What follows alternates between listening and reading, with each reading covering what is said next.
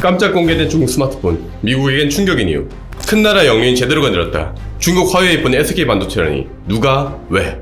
불과 몇 주 사이에 올라온 기사들입니다. 화웨이가 최근에 발표한 메이트 60 프로를 뜯어봤는데 하이닉스에서 만든 메모리 반도체가 탑재되어 있었대요. 하이닉스는 미국 수출 통제를 어기고 화웨이에게 반도체를 공급한 것이 절대로 아니라고 해명을 했죠. 미국의 철퇴를 맞으면 끝이니까요. 그런데 더 충격적인 점은 화웨이에 자체 개발한 AP가 들어가 있었다는 겁니다.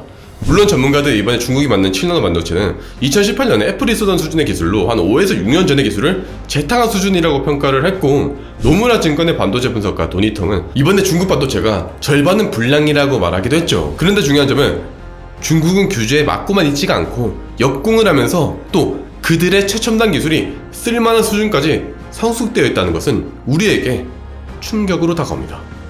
여러분, 무시해도 될 수준의 기술이라면 한국이라던가 미국의 언론사들이 이토록 대서특필하지 않습니다. 실제로 최근에 굉장히 의미 있었던 사건이 있었습니다. 바로 독일을 중국이 뒤덮은 사건입니다. 세계에서 가장 자동차를 잘 만드는 나라 중에 하나는 독일입니다. 저는 얼마 전에 삼성의 지원으로 독일에서 열렸던 세계 최대 모터쇼를 참석할 기회가 있었습니다. 그리고 예상하지 못했던 장면들에 저는 다소 충격을 받았습니다. 세계 시장에서의 중국을 실제로 제 눈으로 딱 봤을 때 그건 상상 이상의 좀 충격이었던 것 같아요. 제 말이 오버라고 생각하실 수가 있으니까 실제로 메이저 언론사들의 헤드라인을 한번 보시죠. 중국산 호랑이를 키운 독일 자동차 산업의 위기, 세계 3대 모터숍 미넨 IA, 독일 아닌 중국만 보였다. 제가 중국 자동차를 쇼츠로도 올렸었는데 몇몇 시청자분의 댓글도 역시 인상 깊었습니다. 그저 중국 하면 짝퉁 생각하는데 중국은 메이저 기업에서 돈으로 데려온 다음에 뽑아먹는다. 이걸 그저 카피고 짝퉁이라고 할 수 있는가? 겉은 그럴듯하고 내실은 없어야 카피고 짝퉁이지. 진짜 기술자 데려와가지고 기초 설계부터 진행한 건 카피라든가 짝퉁이 아니다. 롤스로이스는 날 때부터 롤스로이스였나? 댓글들 너무 위기의식 없네. 2000년 초 한국과 일본이 이랬어. 당시 일본은 한국 제품을 카피라고 평가절하했지. 하지만 그 후에 일본은 뒤처지게 됐어. 여러분, 이번에 배터리 관련해서만큼은 부스 크기도 가장 크고 사람도 가장 많았던 곳이 어디인지 혹시 아시나요? 중국의 CATL이었어요. CATL은 전세계 전기차 배터리 시장 점유율 1위입니다. 테슬라 모델 Y에 CATL에서 만든 배터리가 탑재되어서 가격이 한 2천만 원 이상 내려가면서 국산차 대비해서 엄청난 우위를 가져갔다는 평가를 받곤 했죠. 많은 분들이 중국산 배터리라고 걱정을 하셨는데 실제로 CATL은 어떤 분위기였을까요? 정말 말처럼 싸구려 나서 사람들이 걱정하고 또 싼 티 나서 외국인들이 무시하는 그런 분위기였을까요? 실제 현장을 영상으로 보시죠. 여기가 중국 CATL인데 깜짝 놀란 게 진짜 커요. 진짜 크고 사람도 정말 많습니다. 한번 쭉 돌려보시겠어요? 사람이 엄청 많습니다. 그리고 제가 이제 여기 오면서 굉장히 많은 중국 기업들을 봤는데 이게 무시할 게 아니구나 라는 생각이 좀 듭니다. 굉장히 많은 중국 기업들, 그리고 그 규모도 화려하고 생각보다 좀 잘 꾸며놨고 설명도 잘 해주시고 계시고, 중국이 여기까지 벌써 쫓아왔구나. 보시다시피 정말로 많은 사람들이 관심 가지고 있고 부스 크기도 굉장히 거대하고 또 예쁘기도 했습니다. 그러면 전기차 배터리 세계 2위는 누구일까요? 삼성 SDI일까요? 물론 삼성 SDI도 굉장히 우수한 기술들을 보였고 미넨 모터쇼에서 전고체 배터리를 비롯해서 우수한 기술들을 선보였어요. 하지만 놀랍게도 2위는 중국의 비아디입니다. 비아디는 미넨 도시까지 부스를 넓혔는데 체감상 진짜 그 섹터의 전시 부스 절반 정도가 중국 업체인 느낌이 들 정도로 그 규모가 상당했습니다. 한 언론사는 중국 잔치라고 요약할 정도였죠. 사실 삼성도 있고 우리나라 여러 대기업들도 있었기 때문에 그 정도는 아니긴 하지만 그 정도로 굉장히 거대했습니다. 그 현장도 한번 보시죠. 여기가 그 중국 자동차잖아요. BYD. BYD가 세계 10대 자동차 브랜드 중 하나래요. 와, 나 저거 순간 현대 펠리세이드인 줄 알았어. 진짜 똑같이 생겼잖아요. 이 앞쪽이 되게 비슷해. 전기차 같긴 한데 되게 비슷해.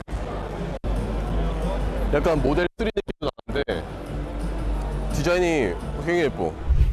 어떤가요? 실내 전시장 기준으로는 중국의 비아디 부스는 거의 무려 벤츠의 2배 이상의 크기였습니다. 몇 년 전까지만 하더라도 뭐 CATL이라든가 BYD는 모토쇼 입성 자체가 어려웠던 브랜드였다고 해요.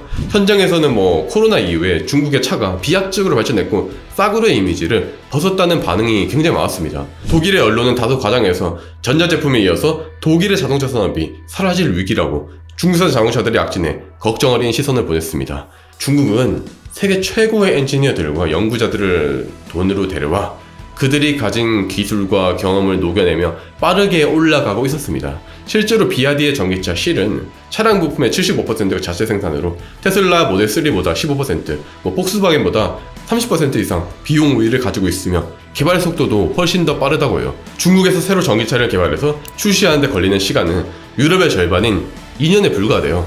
요 근래 제가 또 이제 촬영을 하러 가면요, 거의 대부분 감독님들이 중국의 이제 BYD 짐벌을 사용합니다. 이제 우리는 BYD의 짐벌이라던가 드론에 위화감이 전혀 없어요. 우수한 기술력에 놀랄 뿐이죠, 사실. 더 나아가서 가장 인기 많은 로봇 청소기 중에 하나인 로봇땡도 중국 제품입니다. 샤오땡에 공기청정기는 말할 것도 없죠. 시대는 여러분 바뀌고 있습니다. 중국은 짝퉁이나 팔고 베끼고 카피할 뿐이라는 생각, 어쩌면 이제는 구시대적인 생각일지도 모릅니다. 몇 년 뒤에는 우리가 샤오땡, DJY, 로봇땡 같은 제품들을 사용을 하듯이 대한민국 도로에서 저렴하고 우수한 성능의 중국 차들이 이제 모습을 보일지도 모를 일입니다. 이거는 제가 그저 덮어놓고 중국을 칭찬하기만 하는 것이 절대로 아닙니다. 지피지기면 100점 불태라고 했잖아요. 적을 알고 나를 알아야 100번 싸워도 위태롭지 않습니다. 현재 우리의 가장 강력한 라이벌의 모습을 우리가 가장 잘 알아야 됩니다. 다행인 점은 우리는 예전이랑은 달라요. 국뽕을 진짜 싹 빼고 보아도 우리에게는 세계 시장에서도 우수한 기업들이 즐비합니다. 실제로 제가 본 게 삼성전자라서 삼성전자 말씀드릴게요. 삼성전자 반도체는 독일에서 정말 많은 사람들이 찾아오면서 인기를 끌었고요. 실제로 독일 총리를 비롯해서 재계 이제 최고위층도 방문할 정도로 세계 톱수준의 기술력을 선보였죠. 아직까지는 삼성전자라던가 SK하이닉스 같은 기업들이 반도체 기술만큼은 중국 기업들을 초월해 있고, 특히 이번에 삼성 같은 경우에는 자동차 시장에까지 진출을 하면서 이 엄청난 경쟁에 적극적으로 달려들었습니다. 저는 소비자로서 또 대한민국 국민으로서 중국과의 경쟁에서 우리 기업들이 기술로서 승리하기를 기원해봅니다. 삼성 IA 부스를 찾은 독일의 올라프 총리는 중국 전기차에 대한 우려를 두고 자신있게 말했습니다. 경쟁은 우리를 고무시킨다. 움츠러들지 않는다.